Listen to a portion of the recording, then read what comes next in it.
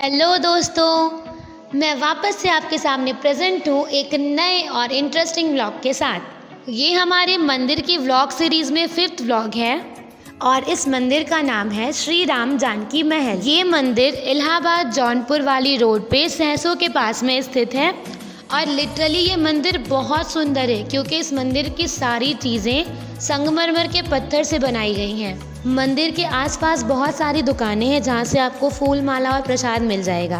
तो चलिए हम मंदिर के अंदर चलते हैं और करते हैं श्री राम और श्री जानकी माता के दर्शन।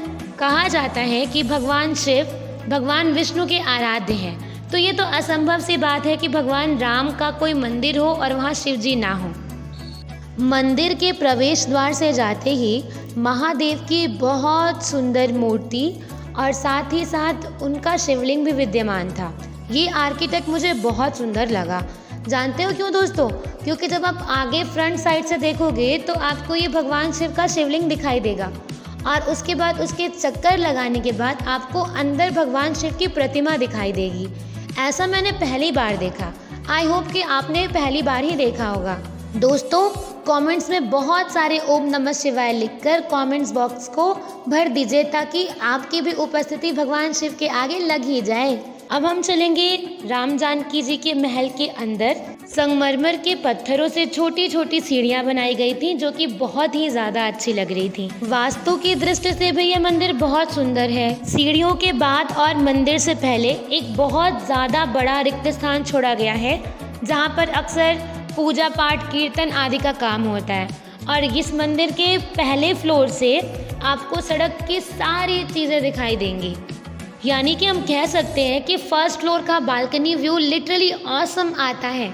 और ये है मंदिर का द्वार जिसको आप देख पा रहे हैं। इसमें छोटी छोटी कलाकारियाँ की गई हैं। इसकी कलाकारियों में भगवान विष्णु के दशावतार का वर्णन है, उनके द्वारा उपयोग किए गए शस्त्रों का वर्णन है और उनसे संबंधित कहानियों की व्याख्या भी की गई है। इसकी बनावट वाकई में एक राजा के महल जैसी ही की गई है जो कि देखने में बहुत ही ज़्यादा मनमोहक लगता है। आइए दोस्तों, जल्दी से चलते हैं मंदिर के अंदर। मंदिर के अंदर प्रवेश करते ही हमने सबसे पहले किए माता दुर्गा के दर्शन और उनकी प्रतिमा इतनी ज़्यादा मनमोहक बनाई गई थी मानो ऐसा लगता था जैसे वो सिर्फ मुझे ही देख रही हों।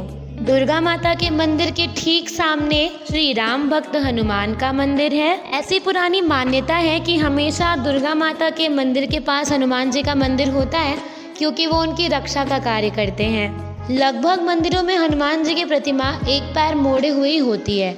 इस मंदिर की यूनिक बात मुझे ये लगी कि यहाँ पर हनुमान जी खड़ी अवस्था में विद्यमान थे।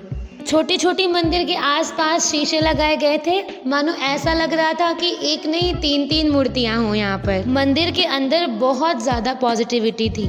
आप चाहे कितनी नेगेटिविटी के साथ मंदिर के अंदर जाओ, आप जब बाहर आओगे तो पॉजिटिव और चार्ज होके ही आओगे। वहाँ पर बैठ के गुरुजी लोग मंत्र जप कर रहे थे, सुंदरकांड का पाठ कर रहे थे। मन तो किया मैं यहाँ पर बैठ जाऊँ और पूरा दिन सुनती रहूँ। क्या आपके साथ भी ऐसा होता है दोस्तों?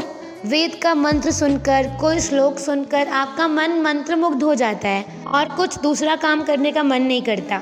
और ये लीजिए, अब हम पहुंच गए माता जानकी और श्री राम जी के पास। यहाँ पर माता जानकी, श्री राम और लक्ष्मण भैया की अष्टधातु की बनी हुई मूर्तियाँ भी थी। एक छोटी सी मिनी लाइब्रेरी बनाई गई थी जिसमें बहुत सारी बुक्स भी रखी थी। आप चाहो तो यहाँ जाकर के बुक्स रीडिंग भी कर सकते हो। सारी आध्यात्मिक और ग्रंथों से जुड़ी हुई किताबें हैं। मंदिर के दीवारों पर तरह तरह की नक्काशियाँ की गई थी जो कि वहाँ की शोभा और बढ़ा देती हैं। अंत में बस 2 पंक्तियाँ आपके सामने रखना चाहूँगी। हमारे साथ श्री रघुनाथ तो किस बात की चिंता, शरण में रख दिया जब माथ तो किस बात की चिंता। हरे